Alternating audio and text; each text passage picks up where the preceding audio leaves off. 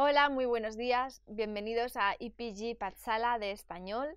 Yo me llamo María Teresa Miramón y soy profesora visitante de la Universidad Jawaharlal Nehru en Nueva Delhi. Vamos a comenzar con el módulo 19 del paper 10, que se titula Poesía barroca, trayectoria de Pedro Espinosa y Villamediana.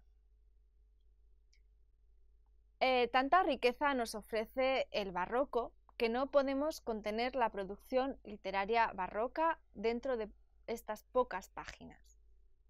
Así que vamos a hacer un repaso sobre las características del teatro barroco y ahora vamos a empezar con la poesía barroca, que abarca un periodo casi entero del siglo XVII. En este capítulo vamos a estudiar la trayectoria de la poesía barroca y los dos poetas que encarnan el ideal poético del barroco, Pedro Espinosa y Villamediana.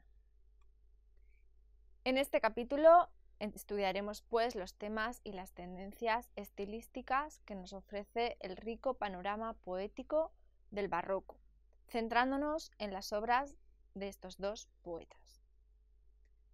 El barroco está lleno de obras que tienen una concepción negativa del mundo y del hombre y de la sociedad. Esta temática del desengaño se ve repetida muchas veces en la poesía barroca en distintas formas. Según las ideas que prevalecían entre los intelectuales del barroco, el mundo no tenía ningún valor. No forma parte de la gran cosmografía, porque si hubiera sido así, reinaría el orden. Pero, en cambio, reina el caos, el desorden y la confusión.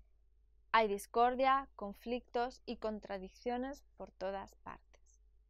Prevalece también un conflicto horizonte, es decir, se considera la vida humana como una contradicción o una lucha. El hombre vive dentro de una guerra continua consigo mismo y también lucha con los demás. El resultado de este conflicto es la soledad, otro tema importante del barroco.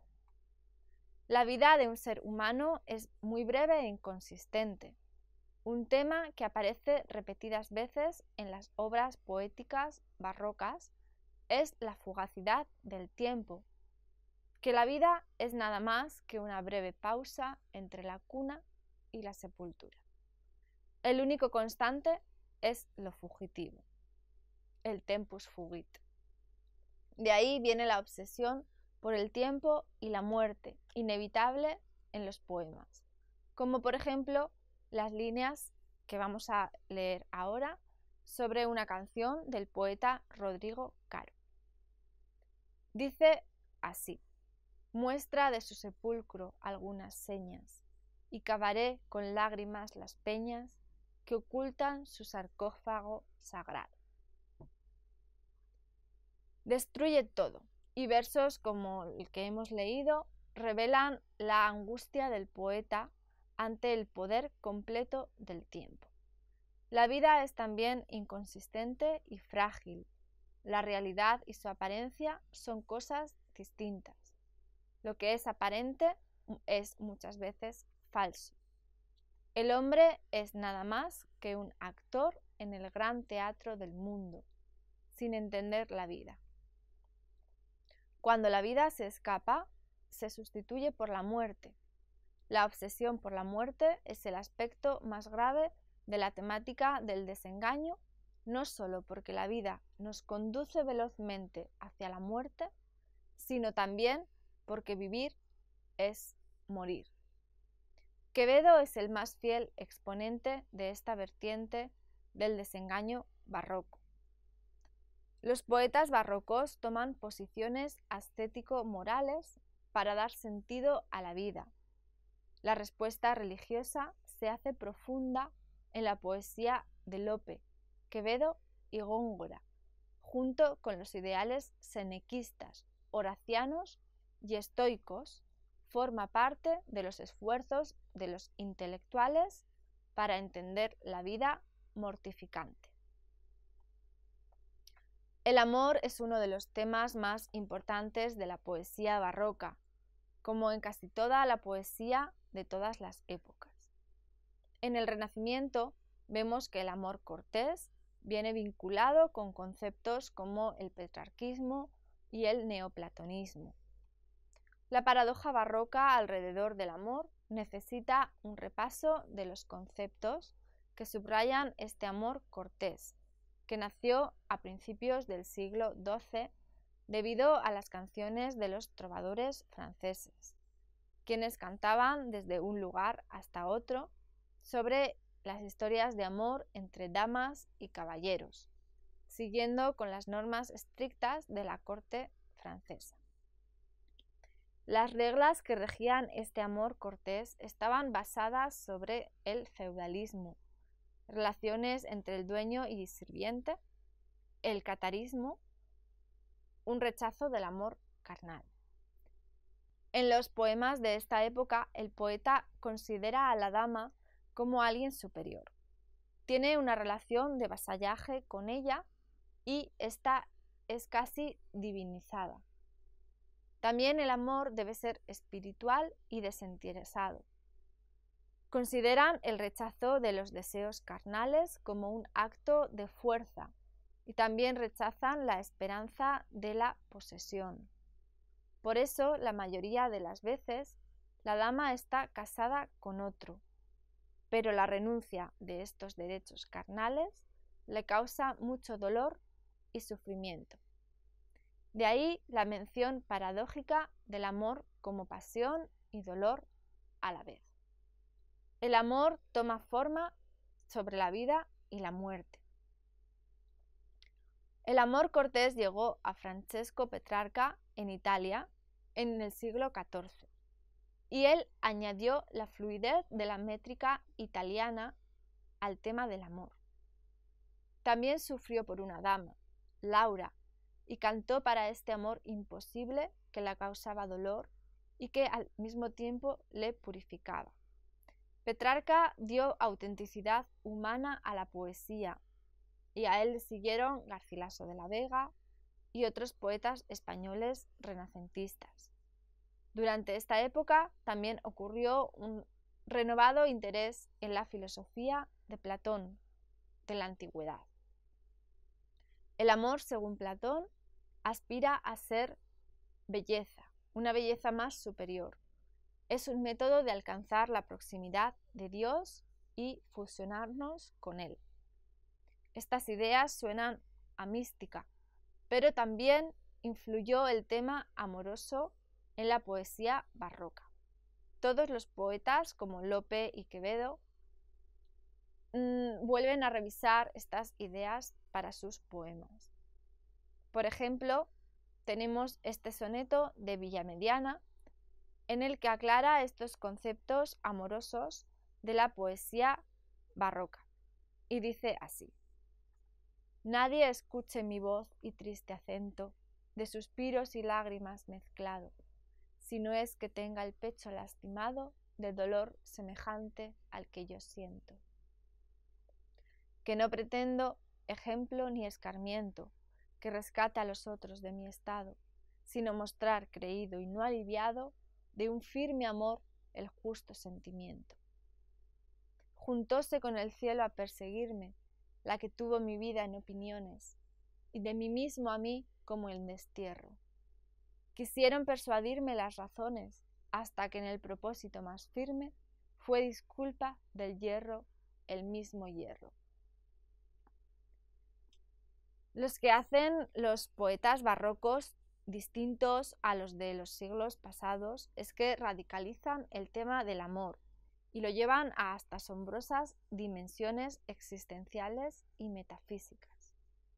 Para ellos, el amor es el único que les puede ayudar a sobrevivir dentro de la crisis existencial del ser y no ser al mismo tiempo, de la que están rodeados.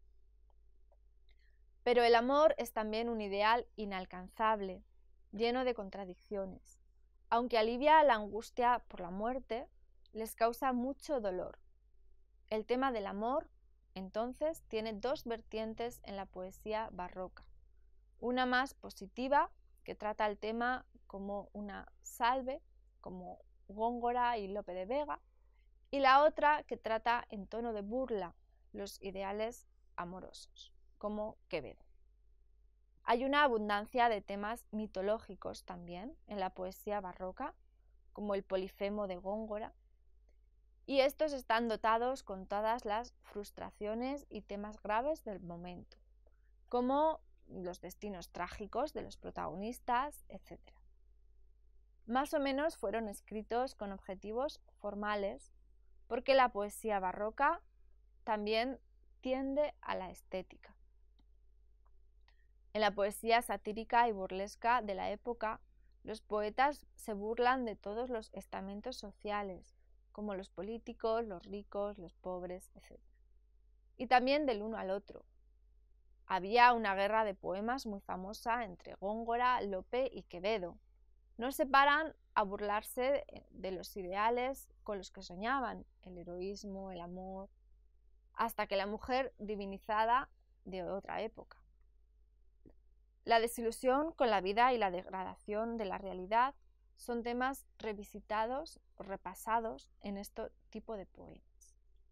Es un resultado del desengaño general entre los intelectuales del tiempo. No todos los poemas tienen estas raíces. Algunos poemas burlescos tienen intenciones puramente lúdicas, pero el juego del lenguaje no es muy inocente. En cuanto al estilo, el barroco nos presenta una riqueza inigualable. Algunos recursos que utilizan los poetas para explorar las posibilidades máximas del lenguaje son la artificiosidad, la agudeza y el gusto por los contrastes. El debate entre conceptismo y culteranismo subraya la producción poética de la época. No es fácil trazar una frontera entre estas dos vertientes, ni prácticamente ni teóricamente. El concepto fue comparado por Gracián como un acto de entendimiento que expresa la existente correspondencia entre dos cosas. Pero esta definición es similar a la metáfora. El concepto incluye diversas cosas como símiles, alusiones, etc.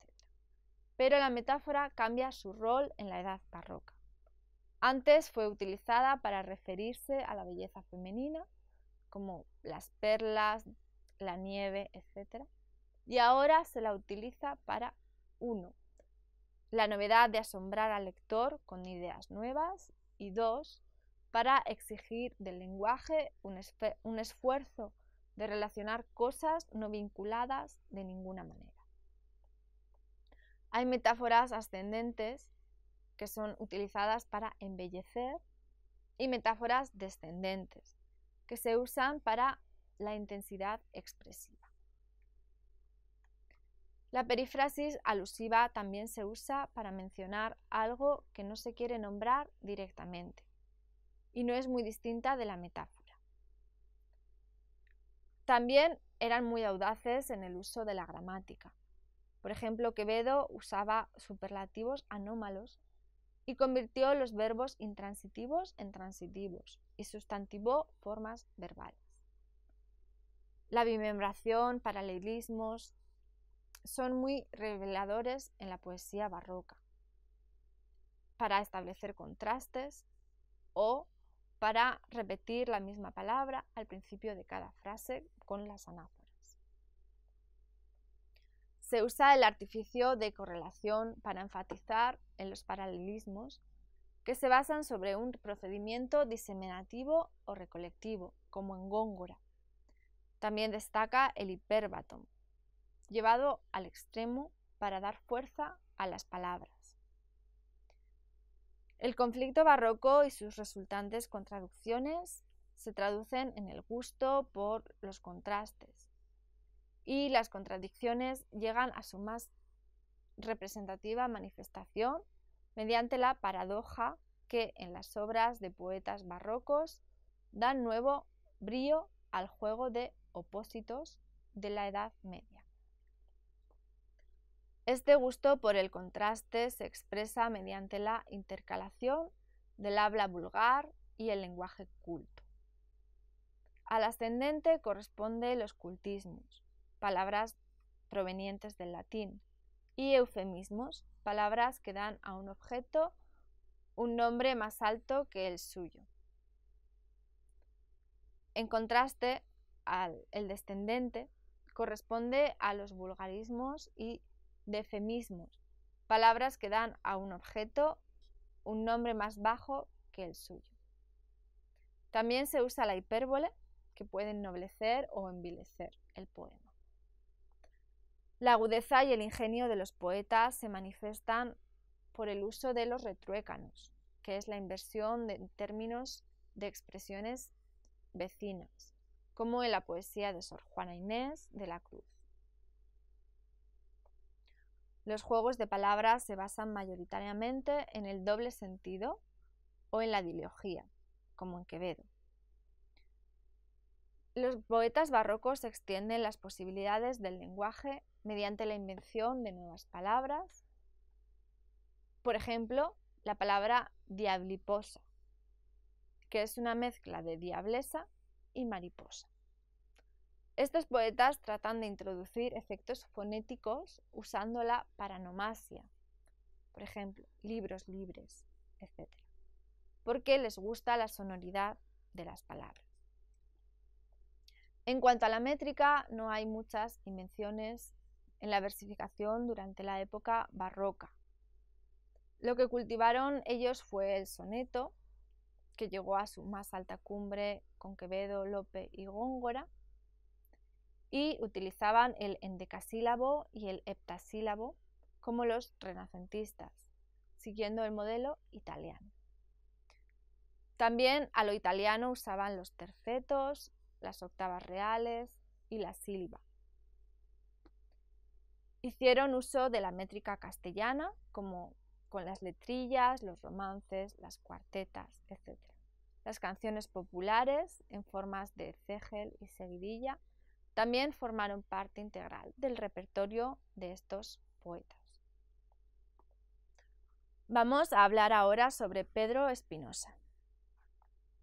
Pedro Espinosa es uno de los pocos poetas barrocos que no fueron influidos por la corriente conceptista ni por la culteranista. Su estilo personal es sencillo y claro, y con cada generación se hace más popular. Nació en 1578 en Antequera, donde hizo sus primeros estudios.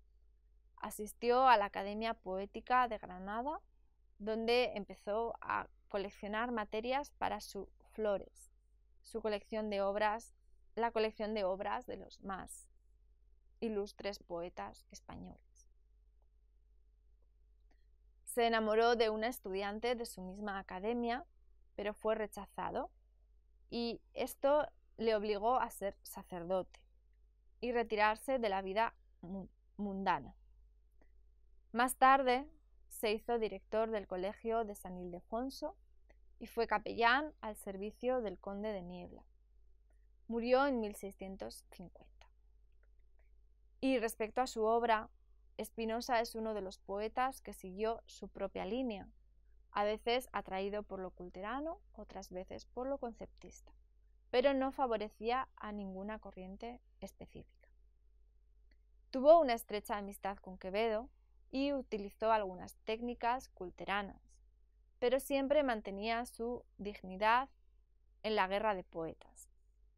Espinosa tiene una dicción incomparable y supera a todos en riqueza descriptiva y exuberancia verbal.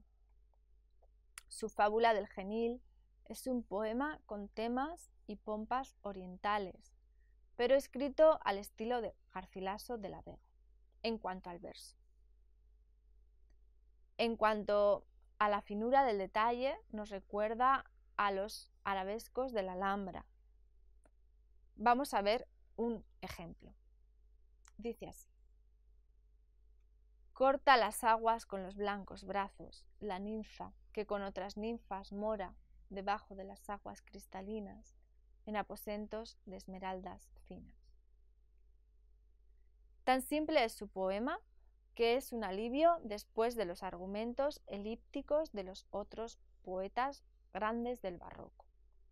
La fábula del genil pertenece a la primera etapa de Spinoza, en la que escribió poemas profanos. No obstante, no hay mucha diferencia en su estilo entre su primera y segunda etapa, cuando se hizo sacerdote. Solo el tema del que habla se cambia, como en esta oda, que vamos a leer ahora, a la navegación de San Raimundo, desde Mallorca a Barcelona. Y dice así: tiran yeguas de nieve al carro de cambiante argentería, sobre que viene el día con rubias trenzas de quien perlas llueve. La alcatifa sembrada de diamantes, de génuli, carmín y azul ceniza, cuando de sus alcobas terúleas, espumantes, sale Neptuno horrendo, quitando de la frente musgo y ovas. Por otra parte, su soneto a la Asunción está lleno de barroquismo puro. Vamos a ver un ejemplo en este párrafo. Bueno, en estos versos. Enturquesadas nubes y celajes están en los alcazares empirios, con blancas hachas y con blancos cirios, del sacro Dios los soberanos pajes. Spinoza escribió muchos poemas de corte italiano, como sonetos y canciones, que aparecen en sus Flores de Poetas Ilustres, una antología que incluye las composiciones más destacadas de la época. Para ello, Spinoza recorrió varias ciudades. La primera parte de este libro apareció en 1605, con 228 composiciones, algunos de poetas fallecidos y otros de contemporáneos. Tuvo poco éxito y, de hecho, junto con el desengaño amoroso que sufrió, le obligó a dejar la empresa, que luego continuó su amigo Agustín Calderón, pero no pudo editar la segunda parte debido a la ausencia de un editor. Así que las composiciones vieron la luz en 1896. Estas decisiones lo llevaron a retirarse del mundo. Pedro Espinosa es uno de los pocos poetas que utilizaron el verso alejandrino en el barroco. Además, escribió algunas obritas en prosa, como Espejo de cristal, una serie de meditaciones preparatorias para la muerte. También El perro y la calentura o Panegírico de la ciudad de Antequera. Vamos a hablar brevemente también de otro de los autores, que es Villamediana. Dentro de la tendencia gongorina está la poesía del conde de Villamediana, pero tiene fuertes influencias de sus propias características personales. Este nació en 1582 y se llamaba Don Juan de Tasis y Peralta. Su vida fue corta, pero estuvo llena de escándalos. Fue una personalidad muy importante, pero aún así fue obligado a exiliarse por sus discrepancias sociales y morales. Uno de sus exilios en Alcalá de Henares fue asaltado por el desengaño. No quería dejar su vida en una condición tan desordenada. Por tanto, volvió a Madrid, pero fue asesinado en 1622. Este hecho dio lugar a mucha especulación. Algunos dijeron que fue asesinado por orden del rey debido a sus amores con la reina, pero sobrevive todavía su fama como poeta. Así pues, su obra poética corresponde básicamente a 4 temas: el amor, el desengaño, la sátira y la creación estética gongorista. Fue un seguidor ardiente de Góngora, como se puede ver en su Fábula de Faetón. Sus poemas satíricos son interesantes si conocemos los problemas sociales de su época. Alcanza su plenitud como poeta en sus poemas de amor y de desengaño. Como los otros poetas del barroco, Quevedo y Lope, él también sigue las reglas del petrarquismo y del amor cortés en sus sonetos. Lo que sorprende es que, a pesar de su disoluta vida, tuvo gran éxito al escribir poemas amorosos llenos de pasión y dolor. Por ejemplo, en los siguientes versos. Buscando siempre lo que nunca hallo, no me puedo sufrir a mí conmigo, y encubierta la culpa y no el castigo, me tiene amor de quien nací vasallo. Yo sufro y no me atrevo a declararlo, con ver tan imposible el bien que sigo, que cuando me condena lo que digo, no me puedo valer con lo que callo. Sigo como dichoso, no lo siendo, quisiera dar razones, y estoy mudo, y de puro rendido me defiendo. Del tiempo fío lo que en todo dudo, y en fin he de mostrar, claro muriendo, que en mí el amor, más que el agravio, pudo. También escribió poemas del desengaño en sus últimos años. Habla del desengaño moral, de matar deseos, del desengaño histórico de su época y del desengaño metafísico, la inutilidad de ser hombre. Podemos verlo en los siguientes versos. Este que en la fortuna más subida no cupo en sí ni cupo en él su suerte, viviendo pareció digno de muerte, muriendo pareció digno de vida. Oh providencia nunca comprendida, auxilio superior, aviso fuerte, el humo en el que aplauso se convierte hacia la misma frente esclarecida.